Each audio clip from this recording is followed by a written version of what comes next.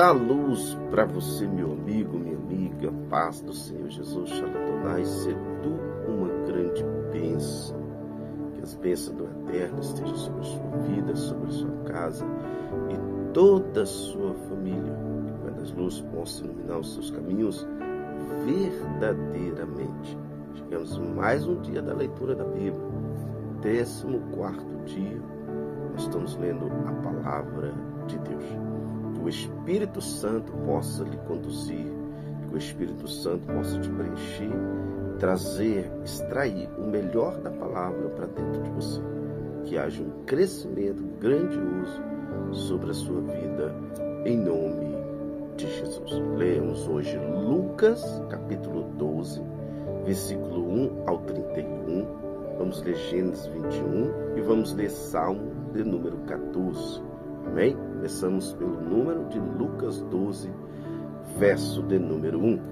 Vai dizer assim: Nesse meio tempo, tendo se juntado uma multidão de milhares de pessoas, ao ponto de se atropelarem umas às outras, Jesus começou a falar primeiramente aos seus discípulos, dizendo: Tenham cuidado com o fermento dos fariseus, que é hipocrisia.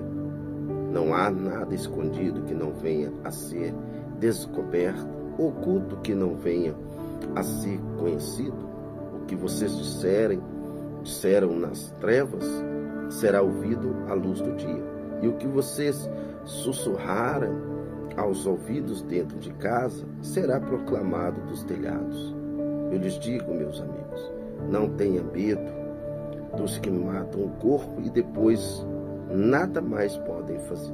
Mas eu lhes mostrarei a quem vocês devem temer. Temam aquele que depois de matar o corpo tem poder para lançar no inferno. Sim, eu lhe digo, esse vocês devem temer. Não se vendem 5 pardais por 2 moedinhas, contudo nenhum deles é esquecido por Deus. Até os cabelos da cabeça de vocês estão todos contados.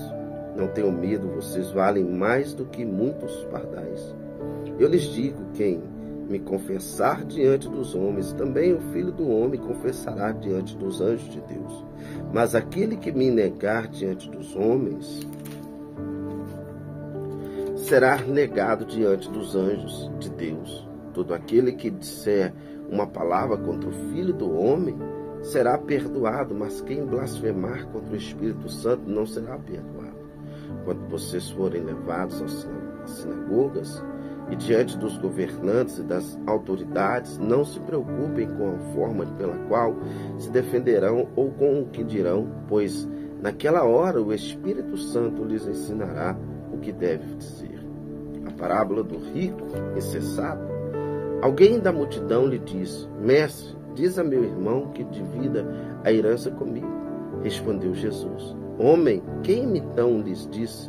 Cuidado, fiquem de sobreaviso contra todo tipo de ganância. A vida de um homem não consiste na quantidade dos seus bens. Então lhes contou essa parábola. A terra de certo homem rico produziu muito, e ele pensou consigo mesmo: O que vou fazer? Não tenho onde armazenar minha colheita. Então disse: Já sei o que vou fazer. Vou derrubar os meus celeiros e construir outros maiores, e ali guardarei toda a minha safra e todos os meus bens, e direi a mim mesmo: Vocês têm grande quantidade de bens armazenados para muitos anos. Descanse, como, beba e alegre-se. Contudo, Deus lhe disse: Insensato, essa mesma noite a sua vida lhe será exigida. Então, quem ficará com o que você preparou? Assim acontece com quem guarda para si riquezas, mas não rico para com Deus. Há preocupações da vida. Dirigindo-se aos seus discípulos, Jesus acrescentou: Portanto, eu lhes digo, não se preocupem com a sua própria vida, quanto ao que comer, nem com o seu próprio corpo, quanto ao que vestir. A vida é mais importante do que a comida, e o corpo mais do que as roupas. Observem os corvos, não semeiam, nem colhem, não têm armazém, nem celeiros, contudo Deus os alimenta. e vocês têm muito mais valor do que as aves. Quem de vocês, por mais que se preocupe, pode acrescentar uma hora que seja a sua vida? Visto que você não pode sequer fazer uma coisa tão pequena, por que se preocupar com o restante? Observe como crescem os lírios, eles não trabalham nem tecem. Contudo, eu lhes digo que nem Salomão, em todo o seu esplendor, vestiu como um deles. Se Deus veste assim a erva do campo, que hoje existe, amanhã lançada ao fogo, quanto mais vestirá vocês, homens de pequena fé. Não busquem ansiosamente o que comer ou beber, não se preocupe com isso, pois o mundo pagão é que corre atrás dessas coisas. Mas o Pai sabe que vocês precisam delas. Busquem, pois, o reino de Deus, essas coisas lhes serão acrescentadas. Não tenha medo, pequeno rebanho, pois foi do agrado do Pai dar-lhe o reino. Vendam o que têm e deem esmola. Façam para vocês bolsas que não se gastem com um tempo, um tesouro nos céus que não se acabe, onde ladrão algum chega perto e nenhuma traça destrói, pois onde estiver o seu tesouro, ali também estará o seu coração. Amém? Agora vamos ler o livro de Gênesis, capítulo 21. Vamos lá. O nascimento de Isaac. O Senhor foi bondoso com Sara, como lhe dissera, e fez par por ela o que prometera. Sara engravidou, deu filho a Abraão em sua velhice, na época fixa por Deus sua promessa. Abraão deu o nome de Isaac ao filho de Sara que lhe dera. Quanto seu filho, Isaac tinha 8 dias de vida, Abraão o circuncidou conforme Deus lhe havia ordenado. Estava ele com 100 anos de idade quando lhe nasceu Isaac, seu filho. E Sara lhe disse: Deus me encheu de riso, e todos os que souberam disso riram comigo. E acrescentou: quem diria Abraão que Sara amamentaria filho? Contudo, eu lhe dei um filho em sua velhice. Abraão expulsara Agar de Ismael. O menino cresceu e foi desmamando. No dia em que Isaac foi desmamado, Abraão deu uma grande festa. Sara, porém, viu que o filho de Agar, egípcia, dera a Abraão, rindo dele, Isaac. E disse a Abraão: livre-se daquela escrava e do seu filho, porque ele jamais será herdeiro com o meu filho Isaac. Isso perturbou demais Abraão, pois envolvia um filho seu. Mas Deus lhe disse: não se perturbe por causa do menino e da escrava. Atende tudo que Sara lhe pedir, porque será por meio de Isaac que a sua descendência há de ser considerada. Mas também do filho da escrava farei um povo, pois ele é seu descendente. Na manhã seguinte, Abraão pegou alguns pães e uma vasilha de ouro cheio de água, entregou-os a Agar, e tendo-os colocado nos ombros dela, despediu-a com o menino, e ela se pôs a caminho e ficou vagando pelo deserto de Berseba.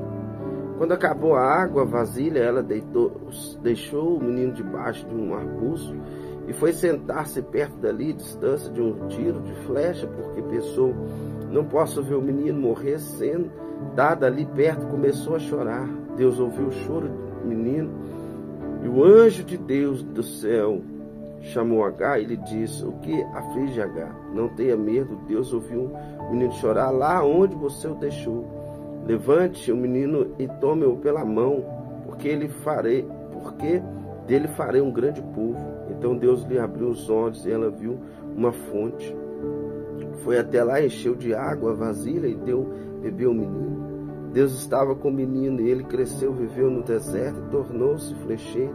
Vivia no deserto Parã, e a sua mãe conseguia uma mulher da terra do Egito. O acordo entre Abraão e Abimeleque. Naquela ocasião, Abimeleque, acompanhado de Fical, comandante do seu exército, disse a Abraão: Deus está contigo em tudo que fazes. Agora jura-me diante de Deus que não vais enganar-me, nem a mim, nem aos meus filhos descendentes. Trata a nação que te acolheu como estrangeiro, com a mesma bondade com que te tratei. Respondeu Abraão: eu juro. Todavia Abraão reclamou com Abimeleque a respeito de um poço que os servos de Abimeleque lhe tinham tomado à força. Mas Abimeleque lhe respondeu: não sei quem fez isso, nunca me disseste nada e só fiquei sabendo isso hoje. Então Abraão trouxe ovelhas e bois e deu-os a Abimeleque, e os dois firmaram uma cua. Abraão separou 7 ovelhas do rebanho. Pelo Abimeleque lhe perguntou: que significa essas 7 ovelhas que separaste das demais? Ele respondeu: aceita essas 7 ovelhas de minhas mãos como testemunha de que eu cavei este poço. Por isso aquele lugar foi chamado Berseba, porque ali os dois fizeram um juramento firmado. Esse acordo em Berseba, Abimeleque e Fical, comandante de suas tropas, voltaram para a terra dos filisteus.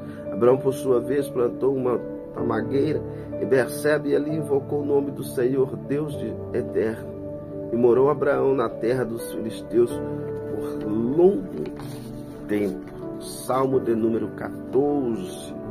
O salmista davídico diz: o tolo em seu coração, Deus não exige, corromperão-se, e se cometeram atos detestáveis, não há ninguém que faça o bem. O Senhor olha os céus para os seus filhos homens, para ver se há alguém que tenha entendimento, alguém que busque a Deus. Todos desviaram, igualmente se corromperam, não há ninguém que faça o bem, não há nenhum sequer. Será que nenhum dos malfeitores aprende? Eles devoraram o seu povo como quem come pão, e não clamaram pelo Senhor. Olha estas tomadas de pavor, pois Deus está presente no meio dos justos. Os seus malfeitores frustraram os planos dos pobres, mas o refúgio deles é o Senhor. Há de Sião viesse a salvação para Israel. Quanto ao Senhor, restaura o seu povo. Jacó exaltará, Israel se regozijará. Que esta palavra faça parte da nossa história, da nossa vida, da nossa caminhada, em nome de Jesus. Deus te abençoe, forte abraço e um beijo no teu coração.